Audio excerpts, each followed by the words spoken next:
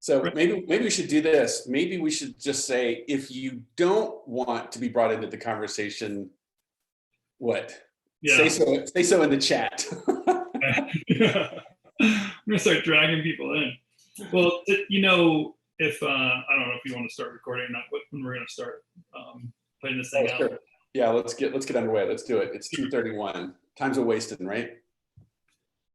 Yeah, so I would love the idea of bringing folks in this conversation today because there's a conversation we're having, Joel, an hour ago, figuring out what to talk about, make sure our topic is clear. And in the back of my mind, I keep thinking, we just want to help people relieve their stress, and so there's this, we're all in this together.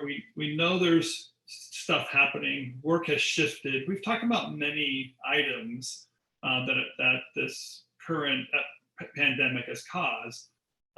Being shut in, not having a haircut, even like the high level stuff, But really, the process of like, what can we do to just have a conversation to help people relieve the stress? Right. You said something that I really liked. You said, listen, when everyone is afraid, all you want to do is not be afraid. It's like, it's very profound, but it really is kind of what it's about right now, isn't it? Well, okay. So one thing that I keep hearing, right, is a lot of the owners that we're working with and helping, they have this question called, I don't really know what to say. Like, I don't even know how to reach out. Yes, I have a few super strong relationships and I can call those people and say, how are you doing? But what about everybody else? And what I was saying to you was, yeah, it's like, do you remember the old concept in psychology, Maslow's hierarchy of needs? Yeah. Right? And it's this idea of there's these base needs we have, and then as you go up this pyramid or hierarchy, the top level need of a human being is self-actualization. Well, right now, no one out there, you, your clients, your friends, no one is focused on self-actualization. We're actually way down this hierarchy, focused on things like food, shelter, clothing. I mean, I'm living it, right? I mean, how many of us are stocking up on toilet paper or frozen chicken or whatever? And in that climate, you have to just take a step back and say, oh yeah, I'm not going to appeal to someone's desire or need for self-actualization right now. I'm going to talk to more about these basic fundamental needs. It's what you've always said about preservation and promotion, right? Yeah, right. The idea of preservation and promotion is to get a sense of the person you're talking to, what they're going through and what their agenda is. And that light switch mirror, that binary idea that the person's making a decision either in preservation, trying to keep their job or keep things moving on. They're not taking major risks, or promotion. This is the moment they want something new. And often we find our clients might be chosen based on, hey, I'm going to preserve the status quo. I'm going to keep calling that same agency over and over again. Or promotion, I'm going to shift gears and find something different. But going back to the Maslow thing, like we've said it over the last couple of weeks too, that inside of our decision making, our brains can get hijacked, and that once we're in fear, that's all we focus on. There isn't any way to move beyond that thought process. And some of what's happening around us is you almost feel it, like the conversation the press and the media keeps putting onto us is more and more and more fear. So again, like that idea of like, what could we do? What conversation can we have? And we'd love to hear people today and participate with us. What's going on that helps us get out of that fear mechanism and that constant promotion. If you listen to some of the conspiracy theorists, we hear that the government, because it's election season, is trying to keep us in that primary position in order to kind of win the election on one side or the other. Yeah, unfortunately. How do we become healthy in such that way? Well, yeah, I'm going to actually pick on a few people because I see some names here, and if any one of you would love to chat in this conversation, I would welcome it. I see you, Robert, from Creative Mammals. I'm also seeing Ryan Summers. I would love to get your thoughts on this. Also, Joe, Joe Hund from, we were in Jumpstart today. We were doing our weekly Q&A because we just went through this module on the 3 Rs. And I don't know, Joe, if you're in a place where you can chat, I would love to maybe ask you a question and put you on the spot if you don't mind. And if that's cool with you, just feel free to raise your hand. And let's see who else is here. Oh, I see Colin's raised his hand. Let's see what Colin is going on. I'm gonna actually promote you to panelist, Colin, if that's cool, which will actually turn on video. So it's not just audio. All right, hang on. Let's see if this works. Drum roll. And Colin, there you are. Okay, you should be able to chat with us. Are you here, Colin? See, I'm here. I have to press the space bar to chat, but I can. I'm here. Okay, let me see if I can turn. I'm just trying to see if I could turn on your video, but I don't know if it's on or not. But if you can turn it on your end, please do. So okay, there you are. How you doing, Mister?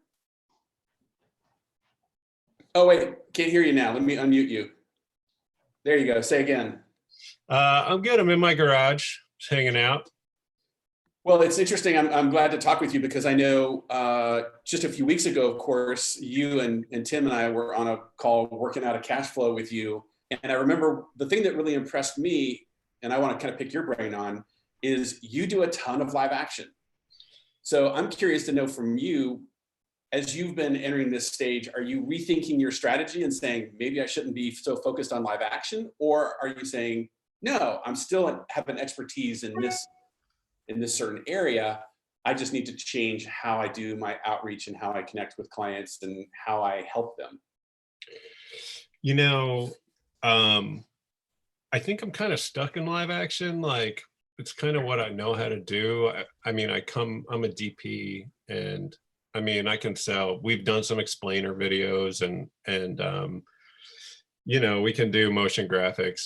But it's all subcontractors. Like, there's not even somebody who could draw a circle in my organization. So, I have some good people I tap, but they're not, you know, super affordable. So it's not like we're going to come in low price, or I don't, you know, I'm just kind of like learning how to bake and gardening right now. And just, I'm glad that I have a runway because I had a really busy couple of years. And I'm like, hey, when things pop, what I think is going to happen is that as soon as regulations get lifted, there's going to be like a mad dash for production, especially because I mean, it really depends how long it's going to be, but I feel like come the end of the summer or something, there's going to be like a month or two of really heavy production, and then there might be a retraction once the virus comes back, and it's just going to be like that for like until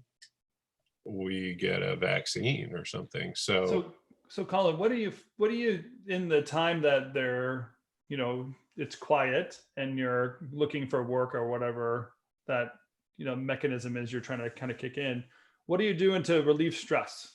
How are you getting past that fear, that dominating fear factor that would prevent you from moving on and doing something?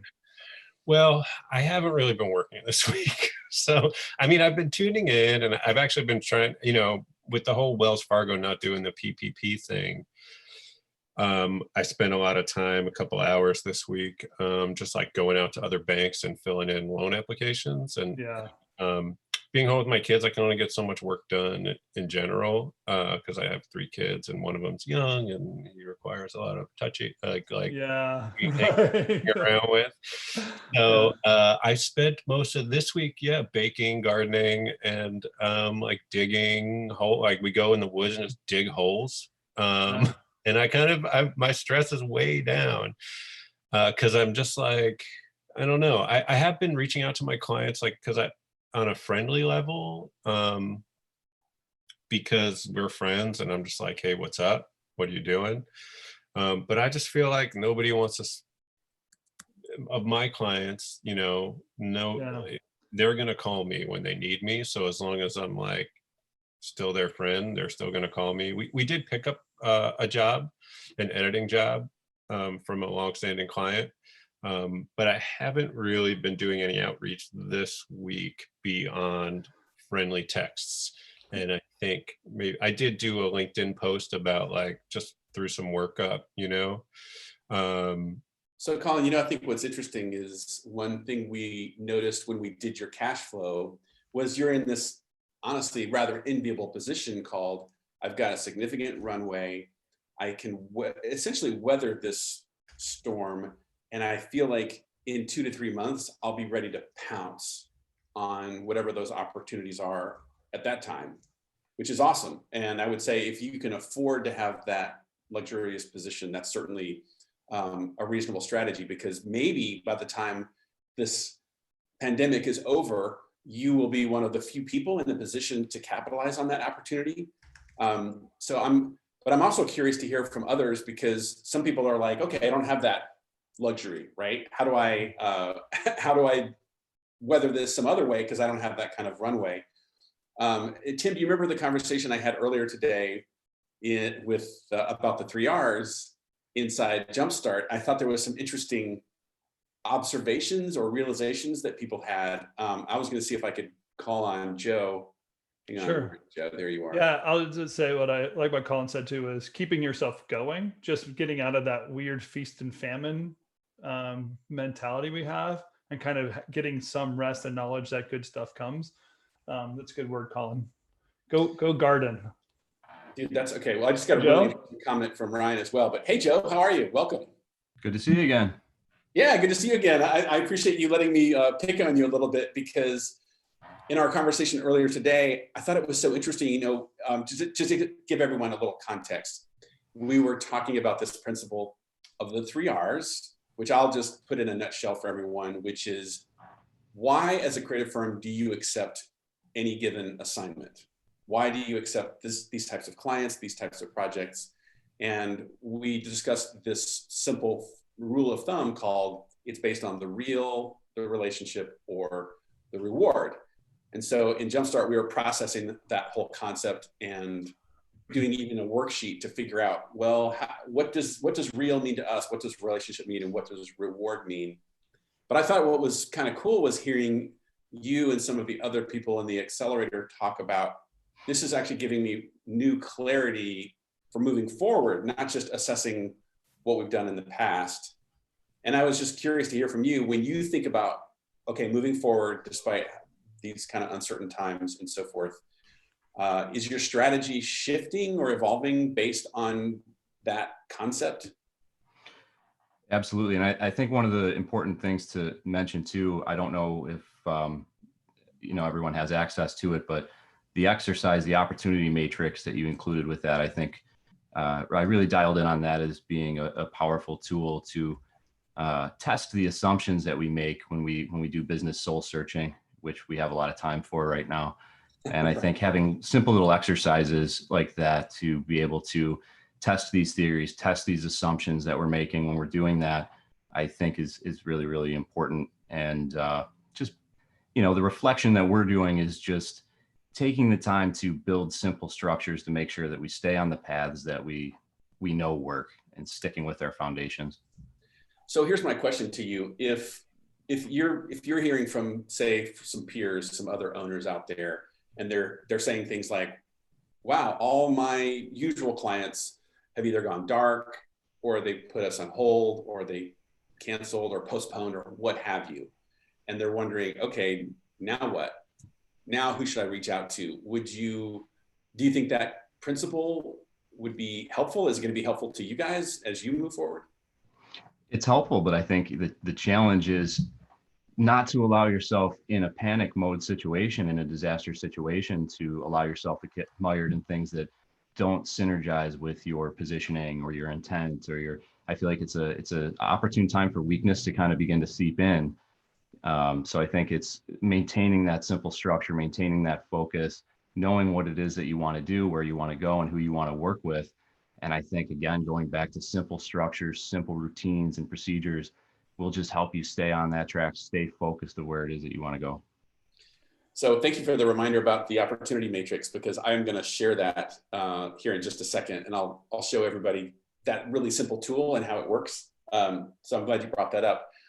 Yeah, I'm reminded of something, I don't know if it was Blair Enns or David C. Baker, I don't know who to give the proper credit to, taught me this concept that as a creative firm, it's always okay to accept work outside of your positioning, but just don't pursue it. Right. And I think that would be an interesting an interesting tip for everyone when they think, oh no, I just need to dumb it down and go out and get anything I can.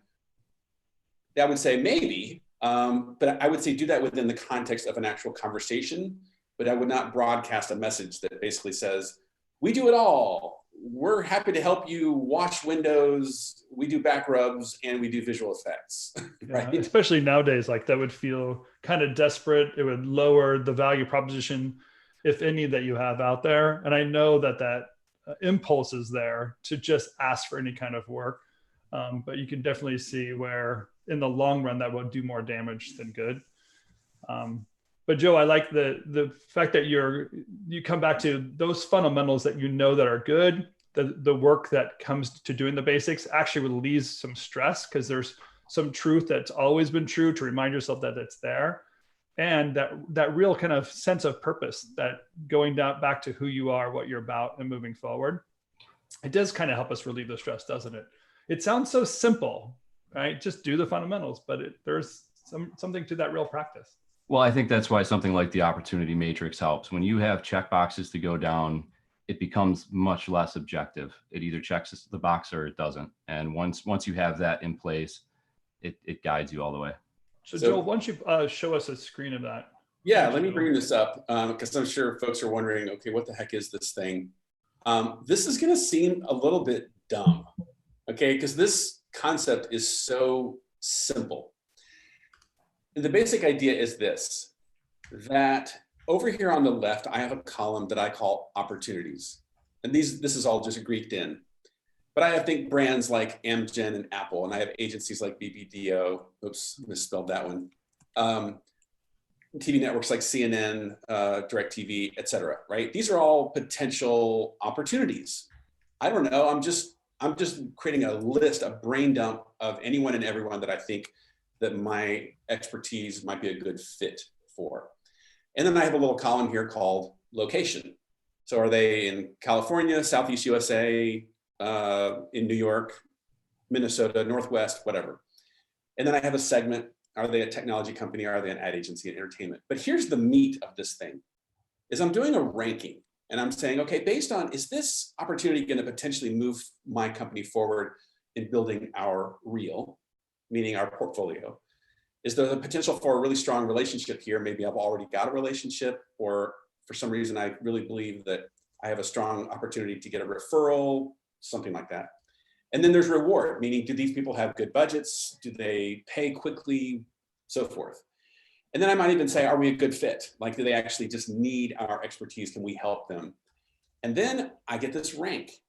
Now, what's nice about something like a spreadsheet, and Tim, don't laugh because you know I'm not a spreadsheet. But if I sort this sheet by this column, guess what?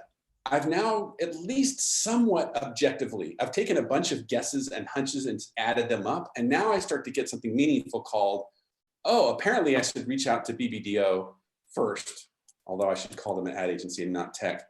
And then I should reach out to Samantha because she's an 11. And then I should reach out to DirecTV, Nike, and Home Depot. So this gives me something to take action on. And what I'll tell you is when I do these with a client, Tim, you've seen me do this. Usually this list has 100 or 200 things on it. Yeah. So this is just simplified for the sake of demonstration. I was going to say, you might even, if you were focusing on it today, you might even think through what the idea of a real relationship and reward needs to be in the short run. Because the idea of what reward is, at one point last year might have been a pile of cash. Today it might be a long-term engagement or repeat work.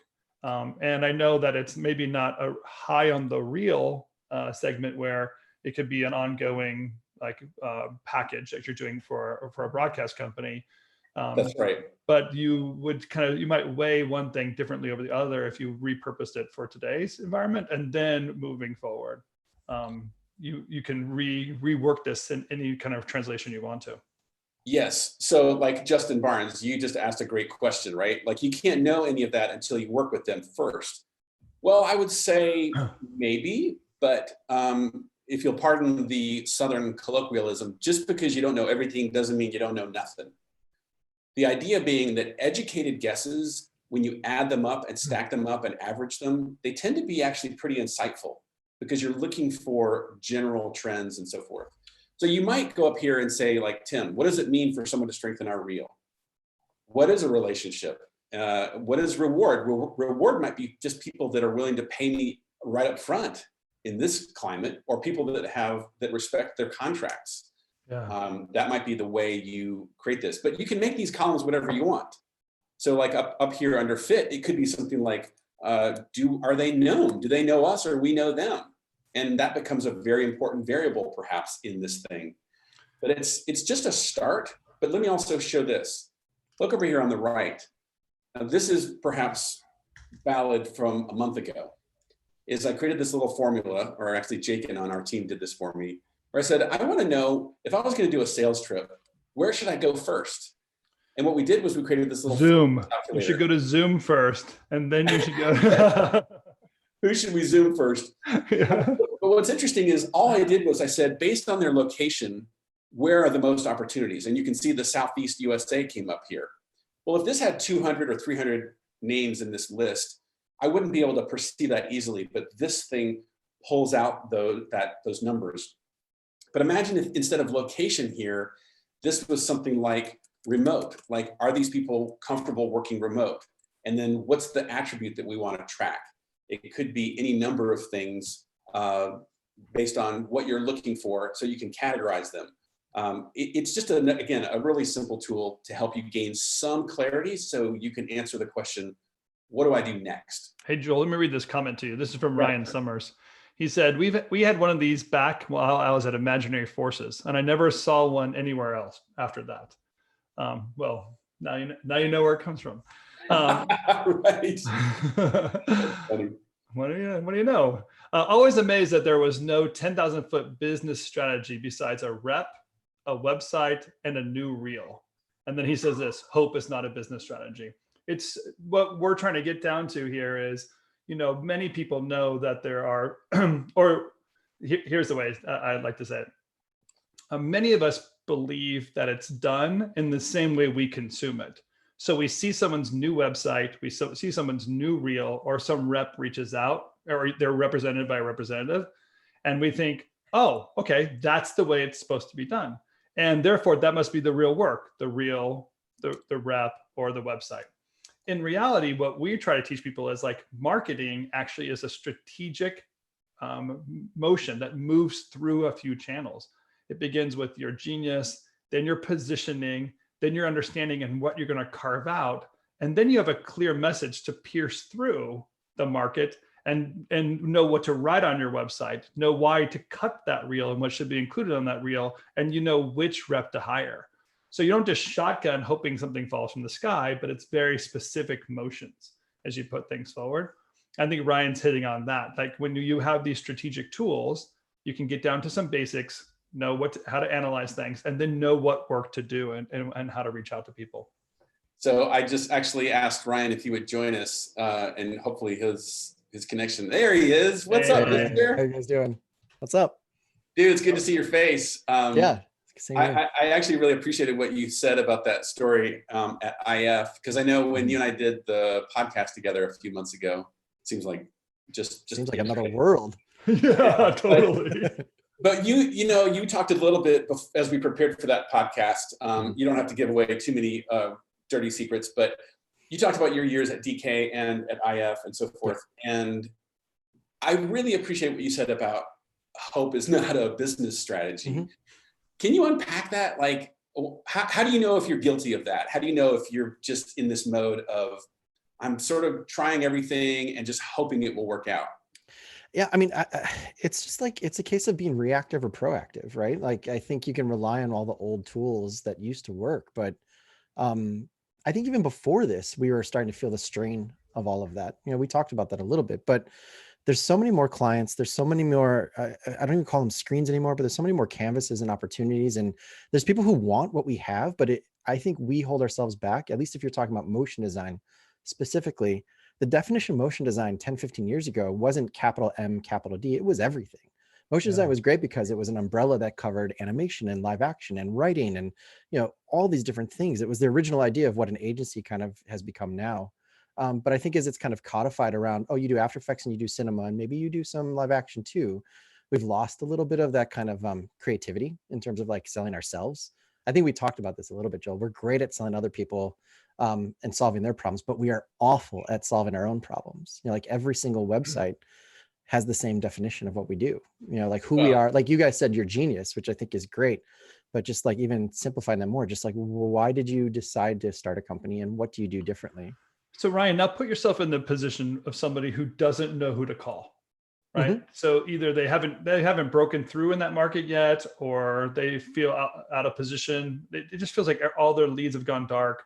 You know, where would you start in that process? Those basics that you know, where's the first place you would start? I mean, it's a hard question because it's so different for different places, but I think about the same thing as an individual, as a company, right? Like there's a comparative analysis that you always do, like who actually is getting work and what are they doing, right? You know, like I have a lot of friends that have been busy and booked every single day for 2 or 3 years, and they're going through the same question I'm sure companies are. They're like, I have no work after this job wraps up in the next week. And they haven't had to struggle trying to find new places to work at or new jobs. And I'm sure companies are the same, but I go back to like our skill set is so wide, but it's still so unique for so many people. Like we struggled at DK for the longest time until we realized that architecture firms are who need what we offer, even though we never would have guessed that, right? Even though we were successful 7 or 8 years before I ever started at DK. I kept on asking them, like, you know, we did this one great project that got some, you know, renown, but we never followed up. And they're like, well, they never called. That was always the response. You know, that was the response. It's like, we have a rep, we have a number, and we have a reel for this work, but they never called. And one of the very first things we did was like, let's go do a road show, man. Like, let's go out and let's start finding those people. And I know that's hard to do now.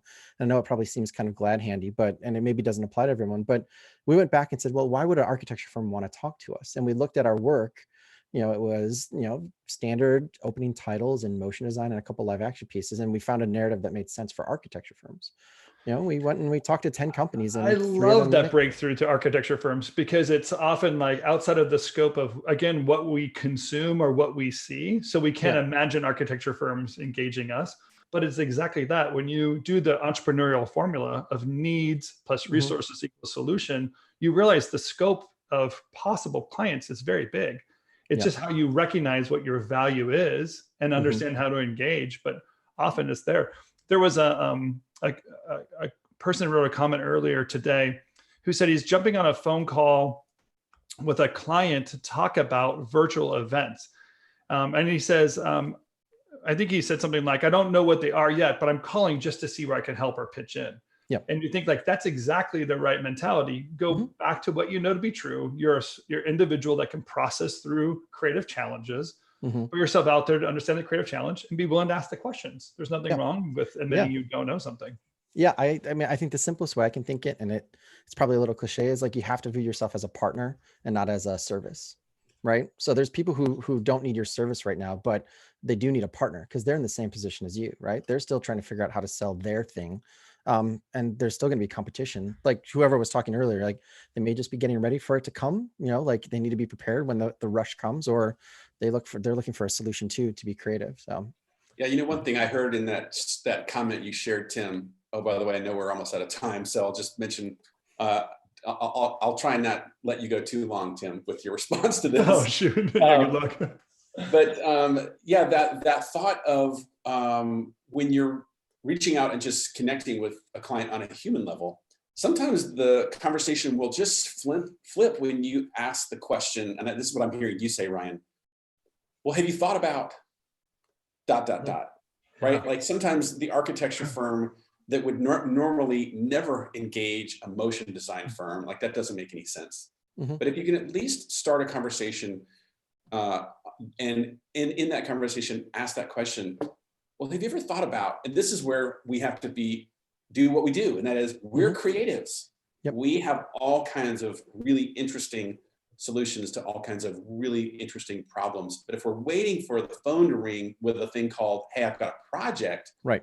In this era, we're going to be waiting a long time. Yeah, I think I'm going to quote Ryan for the next week. This think of yourself as a partner and not a service. It really does get you thinking of being in the other person's shoes, understanding what problems they're actually trying to solve, and then give relevant results or answers to those questions. Yep. That's what we're looking for.